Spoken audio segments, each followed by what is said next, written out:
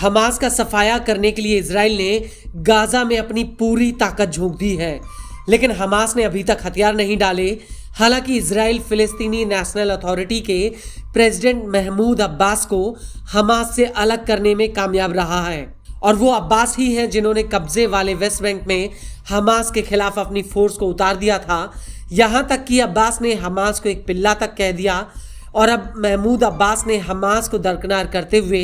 एक ऐतिहासिक और बड़ा फैसला लिया है, जो हमास के लिए एक बहुत बड़ी मुसीबत लेकर आ सकता है। दरअसल इजराइल फिलिस्तीनी मुद्दे को लेकर एक बहुत बड़ी इंटरनेशनल कॉन्फ्रेंस होने जा रही है, और इस कॉन्फ्रेंस से पहले ही महमूद अब्बास ने हमास के खिलाफ एक बहुत बड़ा दांव चल दिया है। वो ये है कि अब्बास ने फ्रांस के राष्ट्रपति इमैनुअल मैक्रों को एक चिट्ठी लिखी है, जिसमें उन्होंने गाजा युद्ध की समाप्ति को लेकर प्रतिबद्धता जाहिर की है। लेकिन इस चिट्ठी में उन्होंने ये भी लिखा है कि वह हमास के निशस्त्रीकरण के लिए प्रतिबद्ध हैं, और इससे भी बड़ी बात यह है कि महमूद ने इस चिट्ठी में हमास द्वारा इजराइल पर 7 अक्टूबर 2023 को जो हमला किया था उसकी निंदा की है।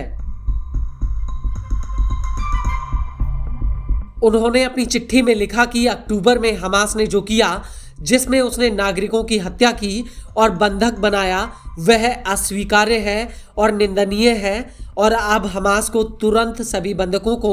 रिहा करना चाहिए। अपने इसी चिट्ठी में अब्बास ने आगे लिखा कि हमास अब गाजा पर राज नहीं करेगा, और उसे अपने हथियार और सैन्य क्षमताएं फिलिस्तीनी सुरक्षा बलों को सौंपनी होंगी, जो अरब और अंतर्राष्ट्रीय समर्थन के साथ फिलिस्तीनी क्षेत्र से उनके निष्कासन की निगरानी करेंगे। अब्बास ने अपनी चिट्ठी में मांग की है कि एक अरब और इंटरनेशनल सिक्योरिटी फोर्स को गाजा में तैनात किया जाए, जो फिलिस्तीनी सुरक्षा बलों की मदद करेंगे, जिससे हर तरफ से सुरक्षा सुनिश्चित की जा सके और स्थायी युद्ध विराम की निगरानी हो सके।